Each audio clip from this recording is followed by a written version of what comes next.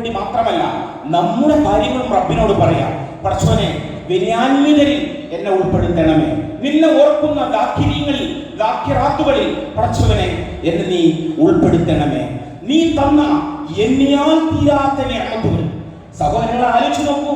Kidney patient ആണെങ്കിൽ ഇവിടെ വന്ന് ഇങ്ങനെ ഇരിക്കാൻ കഴിഞ്ഞുകൊള്ളണമെന്നില്ലല്ലോ. ഹാർട്ട് പേഷ്യന്റ് ആണെങ്കിൽ ഇവിടെ ഇങ്ങനെ വന്നിരിക്കാൻ കഴിഞ്ഞുകൊള്ളണമെന്നില്ലല്ലോ. ഈ ഇരുത്തം നമുക്ക് സാധ്യമാകുമോ? നമ്മുടെ വീട്ടിലൊരു അപകടം നടന്നിട്ടുണ്ടെങ്കിൽ ഈ ഇരുത്തം നമുക്ക് സാധ്യമാകുമോ? നമ്മുടെ വീട്ടിലുള്ള മക്കൾ സുരക്ഷിതരായി കഴിയുന്നത്, നമ്മുടെ ഭാര്യയ്ക്കൊന്നും സംഭവിക്കാതിരിക്കുന്നത്, നമുക്ക് തന്നെ ഒരു വേദന നെഞ്ചിലൂടെ വരാത്തത്, നമ്മുടെ കിഡ്നിക്ക് ഒരു കംപ്ലൈന്റ് വരാത്തത്, ഇതെല്ലാം റബ്ബിന്റെ നിഅമത്ത് കൊണ്ടാണ്. അപ്പൊ ഓരോ സെക്കൻഡും, മൈക്രോ സെക്കൻഡ് പോലും അല്ലാഹുവിന്റെ നിഅമത്ത് കൊണ്ടാണ് നമ്മൾ ചലിച്ചുകൊണ്ടിരിക്കുന്നത്, നമ്മൾ സംസാരിച്ചു കൊണ്ടിരിക്കുന്നത്, ഇടപെട്ടുകൊണ്ടിരിക്കുന്നത് എന്ന് നമ്മൾ മനസ്സിലാക്കുക.